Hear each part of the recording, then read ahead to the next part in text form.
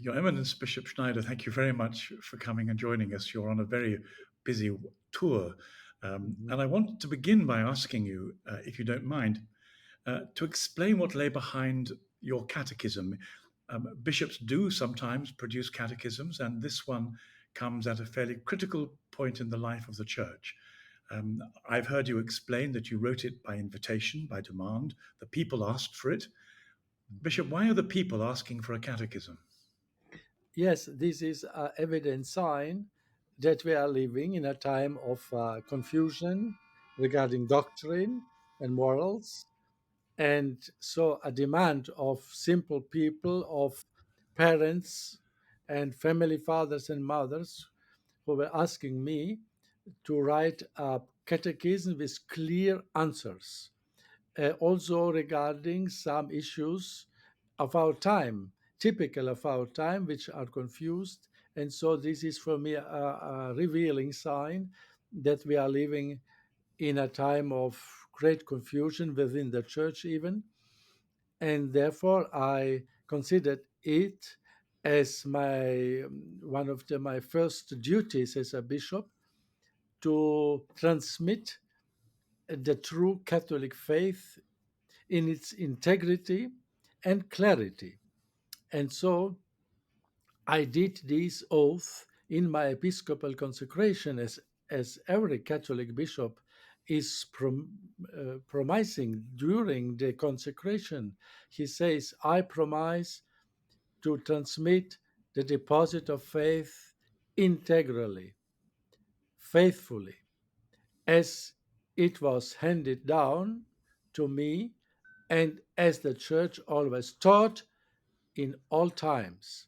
So this oath I gave, and when I heard these voices of people and they asked me, I was reminding this my oath of my episcopal consecration, and I, of course, I accepted this request and I did this even with joy to fulfill my duty as bishop.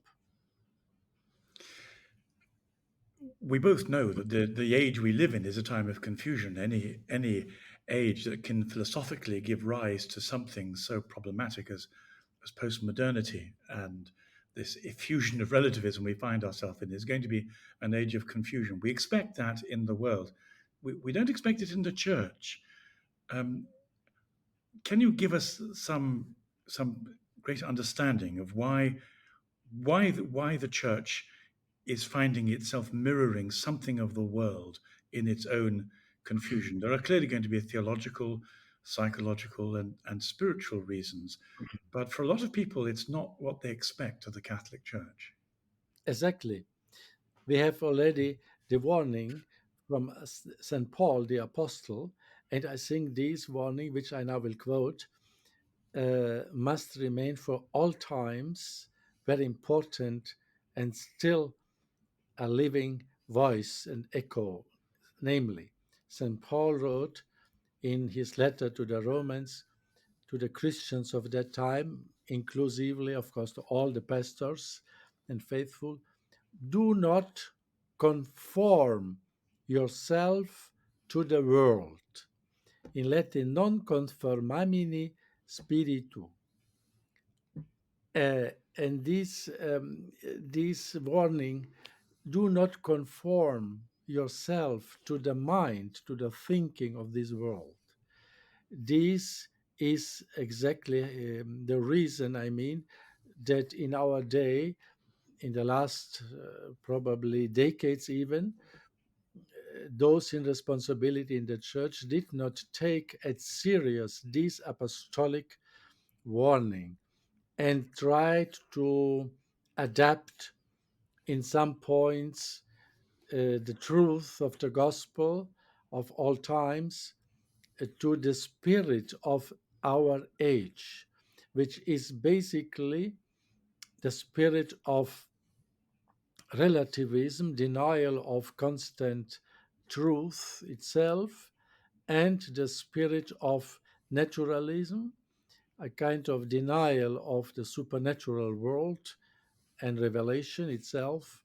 And this all goes together to this attitude, which we can say the anthropocentrism, to make human thinking the center and the measure of all, without, this is the problem, without subjecting his thinking to God, to the revealing God who revealed himself in Jesus Christ and in the teaching which the church kept through the ages. So I think this is an omission on the part of those in responsibility and authority in the church to, or they were not vigilant enough to protect the church from this infiltration of this spirit of relativism and anthropocentrism and naturalism, or worse, they became themselves those who propagated this spirit of the world actively in the life of the church. And the faithful, those who truly want to believe in Jesus Christ and love the faith, they are feeling this is not the voice of Christ. And Jesus Christ said about the good shepherds, the sheep are listening and knowing the voice of the good shepherd. The voice of the fake shepherds, the faithful will not listen and not follow. So, those faithful who still are keeping this profound sense of faith. I want to ask you a question about the Second Vatican Council, and it's not a trick question, it's a sincere question, but I'm aware that the Council has become a totem, really, for both sides. When I was an Anglican theologian, looking at the Second Vatican Council, I remember thinking, well, this is a very good step forward because the Catholic Church is becoming more like the world and more like the Protestant tradition. And so there's a greater rapprochement between us. Having seen both the world collapse and the Protestant churches collapse, it began to be a question for me as to whether that rapprochement was a good thing. Having become a Catholic from the inside, um, one of the ways in which I've been trying to understand the Council is to ask the question whether or not the Council Fathers knew what they were doing when they began to try and build a bridge of rapprochement to the world. In other words, the world that you and I grew up in when we were young looked dangerous but not lethal. But as we've grown older, that dangerousness has become lethal. I certainly underestimated the forces of secularism, both ideological and spiritual. Would it be fair to say there was an act of underestimation within the Vatican Council, which was, of course, a mixed matter, but nonetheless, the relativist proponents seem to see it as an inviolable operation that caused only good. Many of the faithful see it as a hostage to secular fortune. Can you clearly both are true at the same time, but can you offer some kind of interpretation as to how the faithful look at this issue that we're often invited to think of as either continuity or rupture in order to find some intellectual or theological coherence? Yes, I am agreeing with you. It is first partly an underestimation of the true um, spirit of this world. 60 years ago, the Council Fathers, underestimation of the spirit, as you mentioned, of the relativism and naturalism, and then I think partly also naive. They were, and another cause I would see also a kind of complex of inferiority towards the world. So this was, you could observe in a part of the statements of the behavior of some council fathers, of those who were probably also influential, a kind of to be applauded by the world, to seek sympathy, to back sympathy, even I would say, by the world. And this is not the true, authentic attitude of the apostles of Jesus Christ, and the apostles and the church. The church, as always, lived and behaved herself through the centuries. Of course, we should invite those who are not believing and to propose them in a inviting manner but clear manner the truth of Christ and the gospel, but without ambiguity. And this is, I think, the error, the methodical error of so many affirmations of the council, or the basic approach. They wanted to invite the world and then speaking in a kind of ambiguous language in order to probably to gain those who are in the world.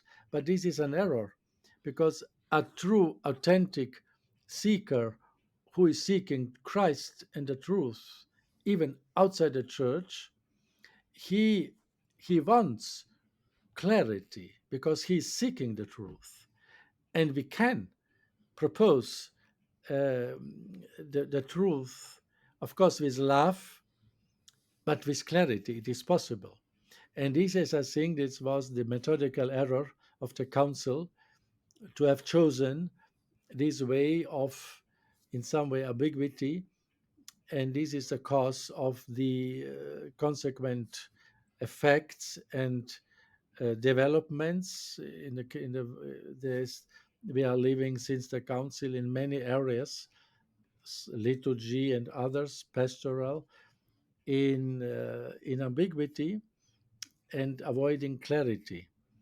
But Christ is himself the clear truth, and this is God, and the truth is which is setting us free, and the truth gives us joy.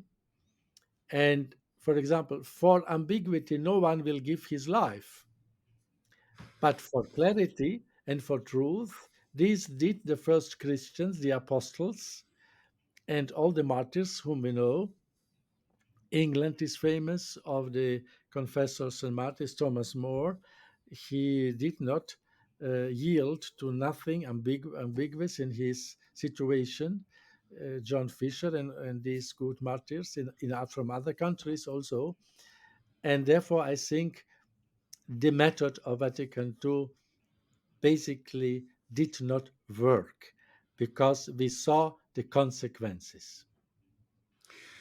For many of us who have converted and become Catholics, it's because we discovered that our views about sex were secularized and mistaken. And through much of my lifetime, um, my culture looked at the Catholic Church and thought you are too rigid, you are um, too dogmatic about sex.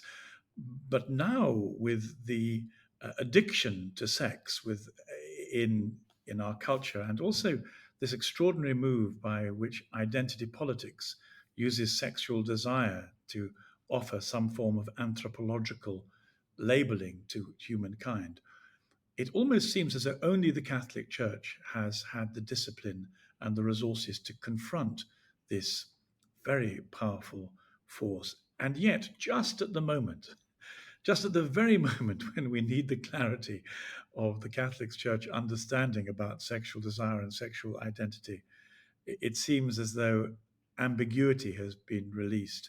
But the question I have at the moment is that having read Instrumentorum Laboris and seen that it was couched in the language of the psychotherapist's uh, discipline, and wondering why it should have chosen to clothe itself in that philosophical structure, I thought everything was lost. But then suddenly, recently, in those last couple of weeks, the German bishops has received quite a strong letter saying that the ethics of homosexual attraction remain in place, and as St. John Paul II said, the issue of the demands of feminism will not be met. I was very surprised to read that letter because it seemed to be uh, not part of the trajectory. Are there different voices in Rome? Are there different theological power structures? Is the incoherence here a sign of internal theological debate within the Vatican, or is there another explanation for it? Because it's quite difficult to put these two things together and reconcile them.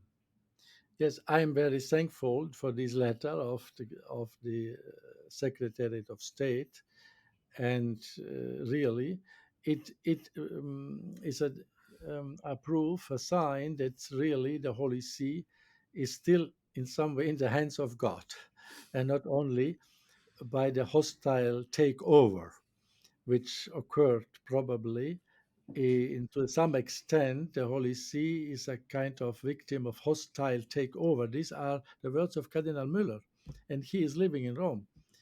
And I'm agreeing. So the forces, anti-Christian forces, who want to adapt completely the Catholic faith and morals and life to this world, this modern um, world, which no values basically. They are promoting this. They have some powers and responsibilities in the Vatican, of course. They manage to occupy these positions, and unfortunately, Pope Francis is allowing them or even putting them in such positions, people who are evidently not more Catholic thinking, that they are promoting this ambiguity, even heresies. But in the same time, there are, of course, in Rome, of course, still some cardinals and bishops who are concerned and who want to keep the mission of the See of Peter, which was always called since the beginning the cathedra in Latin veritatis. So this is the seat of truth. This is the mission of Peter and his successor, and this will remain. Currently, in some way, it is obfuscated or eclipsed partly, but this will pass again. And the I think that the faithful, the simple faithful, they will strengthen again those in authority in the church, the fidelity of I call the little ones in the church. And this is the beautiful sign that the church is divine, that we are one body, and this church is ultimately indestructible. Is now suffering, of course, attacks and troubles, but this will pass. We simply have to stick to the truth which we know of the good catechisms. Therefore, I presented a catechism of the voice of all time, and this will help again to stick to the faith of the apostles, the faith of the saints, and this alone will last and endure. Bishop Fulton Sheen prophesied, it seems quite accurately, that the church would come to a point when it needed the faithful laity to remind their priests of how to be priests, and indeed even their bishops of how to be bishops. And the publication of your credo is an example of that mutual codependence that he was talking about. It's interesting that you talk in such forthright terms of a coup inside the Vatican, as does Cardinal Muller.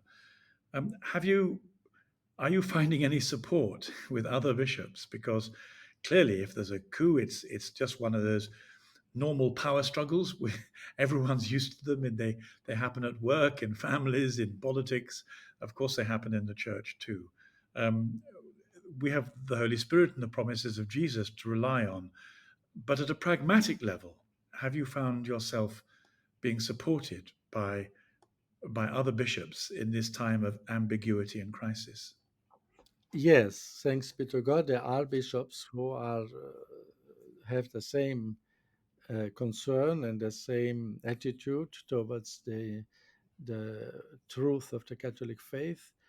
There are, I know them, and but the majority of them, they are living in a kind of intimidation, Mm. because we have now witnessed the situation of Bishop Strickland from Tyler, Texas. He spoke openly, and now the consequence was he was removed. And unfortunately, we are living in this time of intimidation, and the bishops are intimidated to speak openly and boldly, defending the Catholic truth. but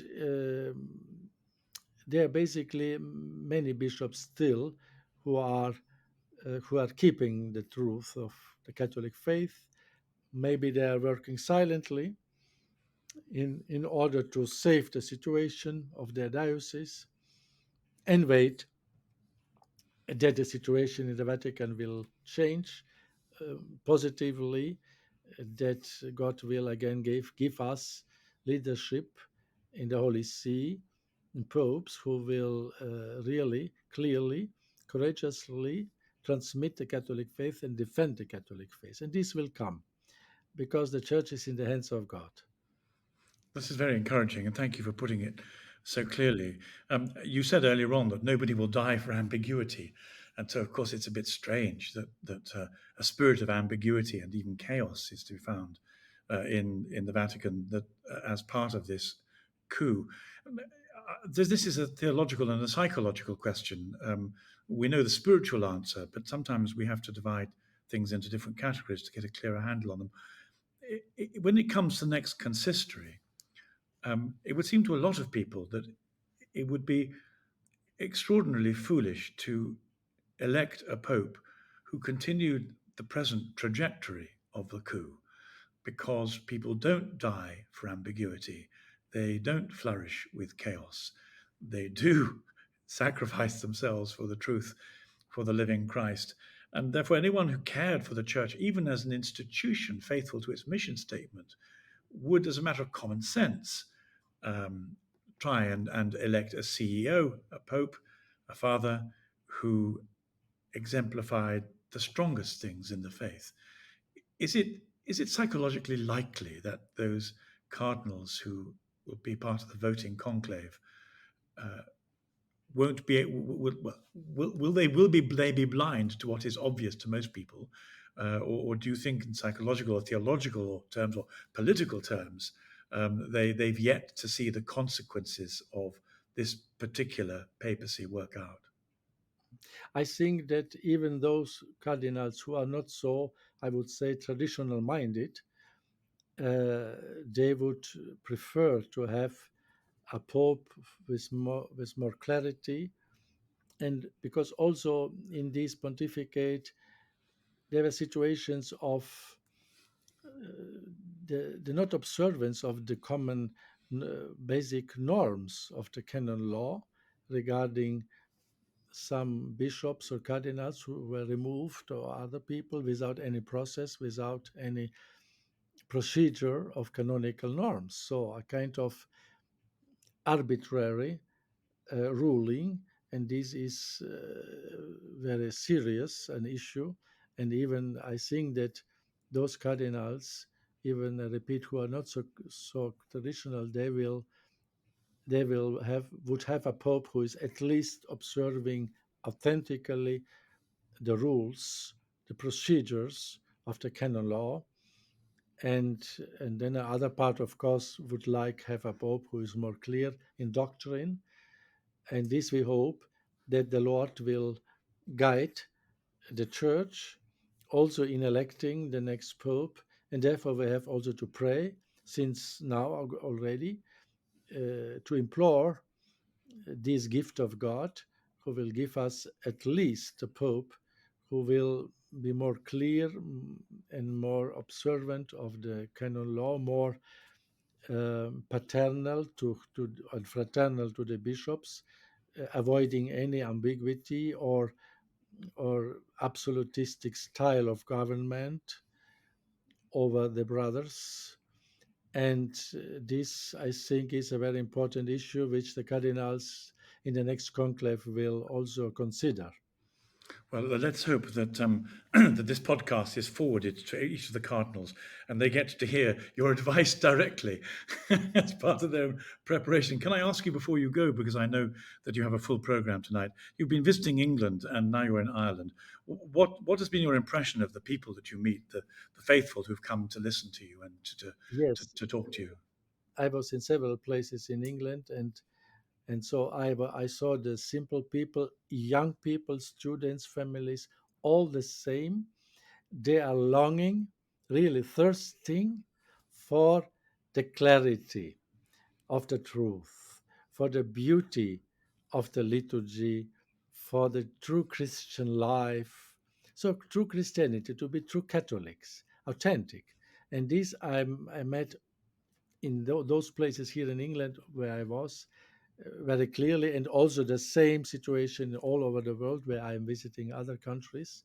And this is for me an encouraging sign that the Holy Spirit is guiding the church, and the sensus fidei, as sensus fidelium, this is a gift of God, a kind of instinct, Catholic instinct, which is the Lord is keeping in the people, in the young people, and this will remain. This is a sign of hope for a true renewal of the church, which will come with this new generation of new priests, new families, and hopefully new popes also.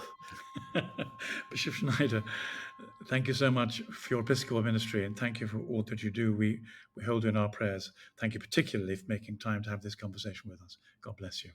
God bless you also.